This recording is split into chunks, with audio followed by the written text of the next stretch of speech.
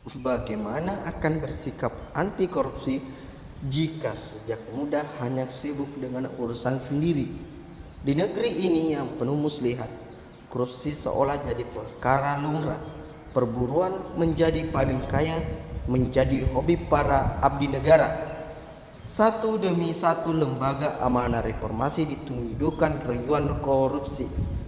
Membiarkan terjadinya korupsi besar-besaran dengan menyibukkan diri dengan ritus-ritus hanya akan berarti membiarkan berlangsungnya proses pemiskinan bangsa yang makin melaju. Titik bahaya dari korupsi tak cuma dari dilihat dari presentasi kebocoran uang, tapi juga menipisnya kepercayaan kepada masyarakat. Assalamualaikum warahmatullahi wabarakatuh. Perkenalkan, nama saya Sudarmono dari D3 Manajemen Industri Institut Andi Sapada. Yes.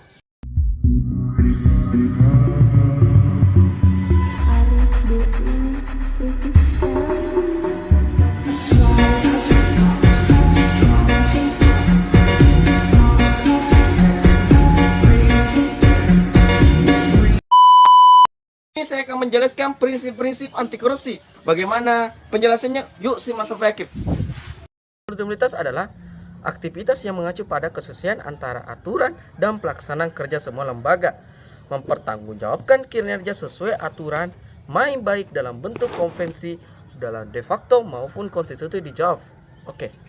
Nah, akuntabilitas harus dapat diukur dan dipertanggungjawabkan melalui mekanisme pelaporan dan pertanggungjawabkan atas pelaksanaan semua kegiatan evaluasi atas kinerja administrasi, proses pelaksanaan, dampak dan manfaat yang diperoleh masyarakat secara langsung maupun tidak langsung, manfaat jangka panjang dari sebuah kegiatan.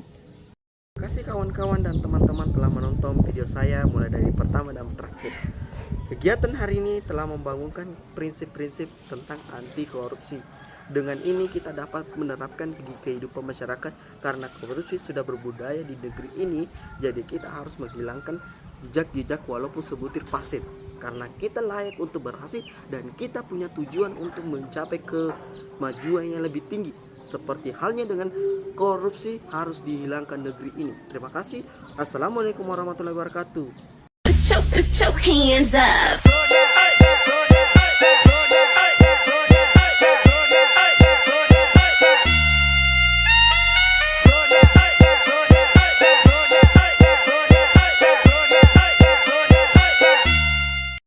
Assalamualaikum warahmatullahi wabarakatuh.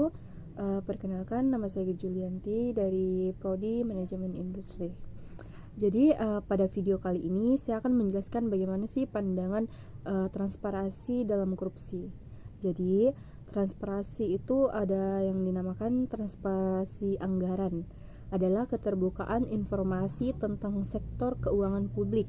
Transparansi anggaran mengacu pada sejauh mana publik dapat memperoleh informasi atas aktivitas keuangan pemerintahan dan implikasinya secara konferensif, akurat dan tepat waktu. Jadi transparansi juga itu ada beberapa prinsip. Di antaranya prinsip transparansi itu karena pemberantasan korupsi dimulai dari transparansi yang mengharuskan semua proses kebijakan dalam bentuk penyimpanan dapat diketahui oleh publik.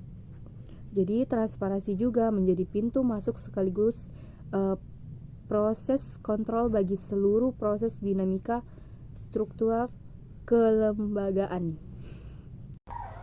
Assalamualaikum warahmatullahi wabarakatuh. Perkenalkan, saya Afika Sari Putri dari Prodi D3 Manajemen Industri. Baik, di sini saya akan menjelaskan tentang transparansi. Transparansi adalah prinsip anti korupsi yang mengharuskan setiap kegiatan pemerintahan atau bisnis dilakukan secara terbuka dan jujur. Contoh dari penerapan transparansi adalah dengan mempublikasikan anggaran pemerintah dan laporan keuangan perusahaan kepada masyarakat. Transparansi merupakan prinsip yang mengharuskan semua proses kebijakan dilakukan secara terbuka, sehingga segala bentuk penyimpangan dapat diketahui oleh publik. Transparansi menjadi pintu masuk sekaligus kontrol bagi seluruh proses dinamika struktural kelembagaan. Dalam bentuk yang paling sederhana, transparansi mengacu pada keterbukaan dan kejujuran untuk saling menjunjung tinggi memiliki kepercayaan. Selanjutnya, perlunya keterlibatan masyarakat dalam proses transparansi. Yang pertama, proses penganggaran yang bersifat bottom up, mulai dari perencanaan, implementasi, laporan pertanggungjawaban, dan penilaian atau evaluasi terhadap kinerja anggaran. Yang kedua, proses penyusunan kegiatan atau proyek pembangunan. Hal ini terkait pula dengan proses pembahasan tentang sumber-sumber pendanaan atau anggaran pendapatan dan alokasi anggaran, atau yang dimaksud dengan anggaran belanja. Yang ketiga, proses pembahasan tentang pembuatan rancangan peraturan yang berkaitan dengan strategi penggalangan atau pemungutan dana. Mekanisme pengelolaan proyek mulai dari pelaksanaan tender, pekerjaan teknis, pelaporan finansial, dan pertanggungjawaban secara teknis.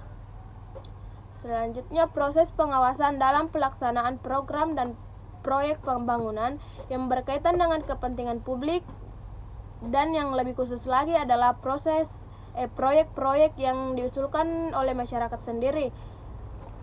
Terus, proses evaluasi terhadap penyelenggaraan proyek yang dilakukan secara terbuka dan bukan hanya pertanggungjawaban secara administratif, tapi juga secara teknis dan fisik dari setiap output kerja-kerja pembangunan.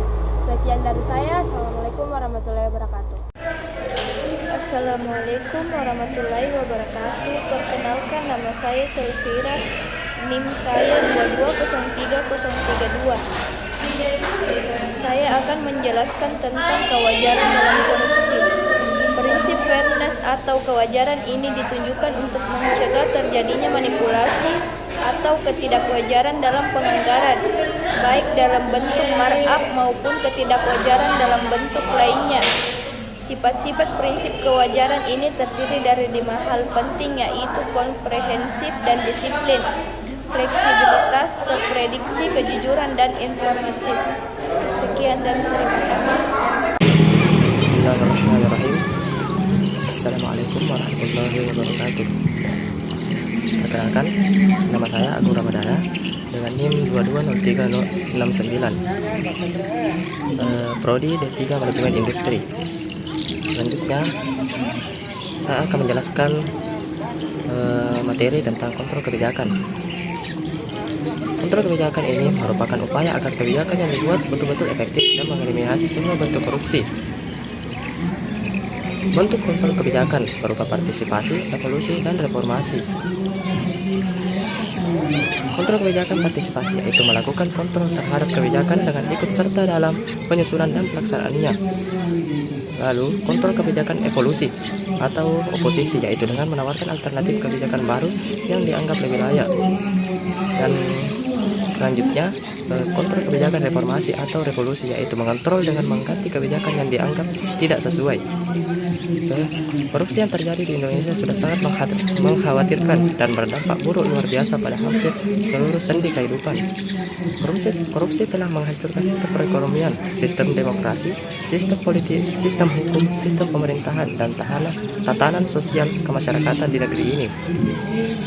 Di lain pihak, upaya pemberantasan korupsi yang telah dilakukan selama ini belum menunjukkan hasil yang optimal. Korupsi dalam berbagai tingkatan tetap saja banyak terjadi seolah-olah telah menjadi bagian dari kehidupan kita yang bahkan sudah dianggap sebagai hal yang biasa. Jika kondisi ini tetap kita biarkan berlangsung, maka cepat atau lambat korupsi akan menghancurkan negeri ini. Ini dapat menjadi indikator bahwa nilai-nilai dan prinsip anti korupsi seperti yang telah diterangkan di atas penerapannya masih sangat jauh dari harapan. Banyak nilai-nilai yang terabaikan dan tidak dengan sungguh-sungguh dijalani sehingga penyimpangannya menjadi hal yang biasa. Tak dapat dipungkiri, untuk menanamkan nilai dan prinsip-prinsip anti korupsi perlu diajarkan sejak dini kepada seluruh masyarakat secara umum. Saat ini sebagian besar baru terpusat pada golongan tertentu di tempat tertentu. Untuk langkah yang lebih serius, seharusnya penanaman nilai dan prinsip anti korupsi ini harus diterapkan bukan hanya di bangku kuliah saja sebagai contohnya, tetapi juga dilakukan secara merata di berbagai kalangan masyarakat agar hasil yang didapatkan juga bisa maksimal secara merata. Yang ironisnya lagi, dalam berbagai sistem pemerintahan termasuk di berbagai lembaga negara, praktik korupsi seakan dibiarkan dengan sistem yang menuntun bahkan memaksa yang berkepentingan untuk melakukan korupsi. Contoh nyata sistem perkorupsian itu ialah sistem pemilihan kepala daerah secara langsung oleh rakyat yang bernama korupsi. Saya penulis dapat menyebutkan bahwa pemilu merupakan sistem korupsian baru yang terselubung menjadi penyakit di Indonesia. Oke, itu saja dari saya.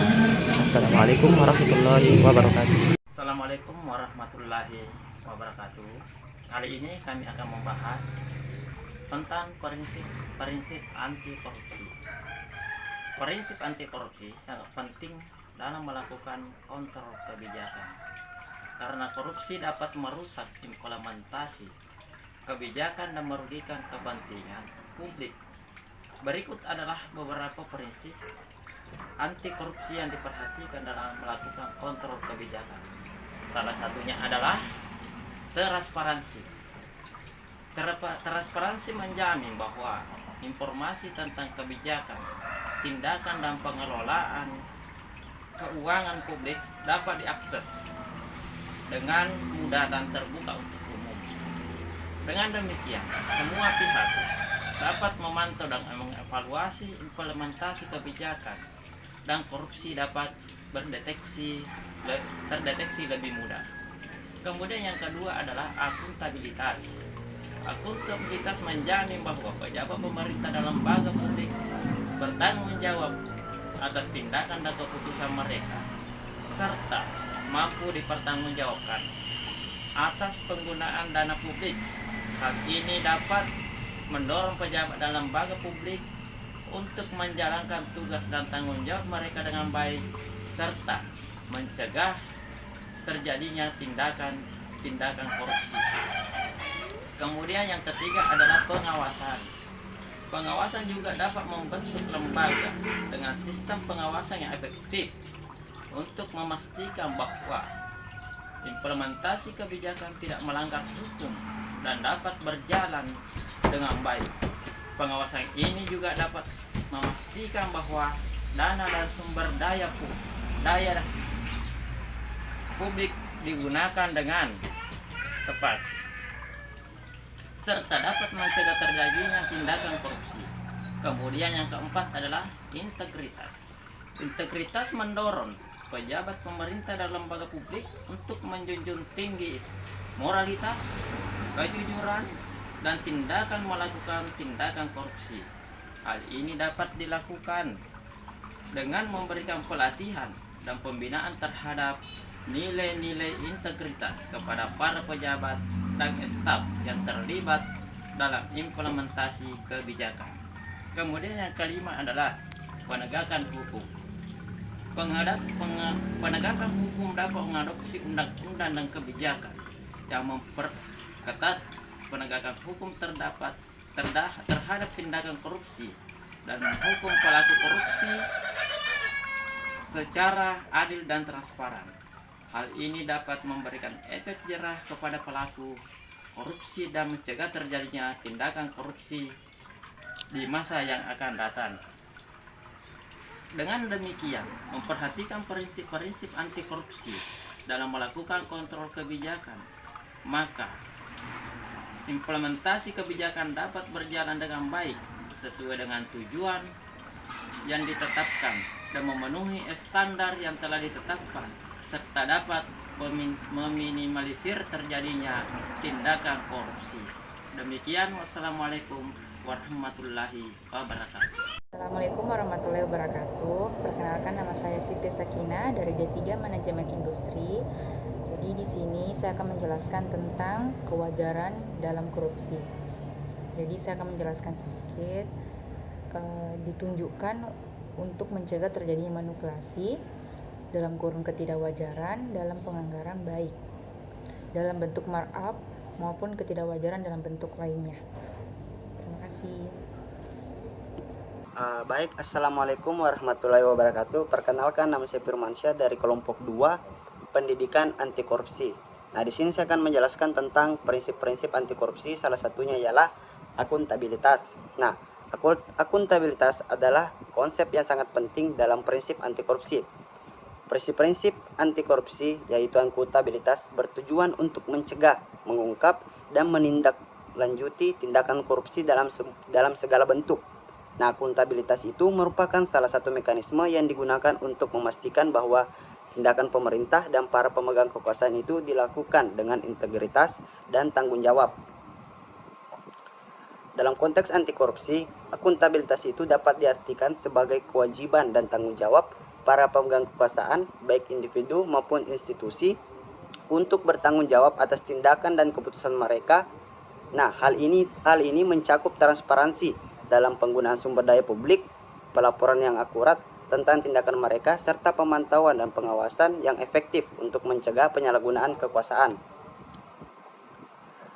Beberapa prinsip akuntabilitas dalam konteks anti korupsi antara lain, yang pertama ialah transparansi, yang kedua tanggung jawab, yang ketiga pengawasan, yang keempat penegakan hukum, dan yang kelima ialah partisipasi publik. Dalam menerapkan prinsip-prinsip akuntabilitas ini, diharapkan dapat tercipta tata kelola yang baik dan pencegahan terhadap tindak korupsi. Akuntabilitas yang kuat akan mengurangi celah untuk tindakan korupsi dan menciptakan lingkungan di mana pemerintah dan pemegang kekuasaan bertindak secara jujur, adil, dan transparan. Ayo kita cegah korupsi dengan prinsip-prinsip anti korupsi. Terima kasih. Assalamualaikum warahmatullahi wabarakatuh.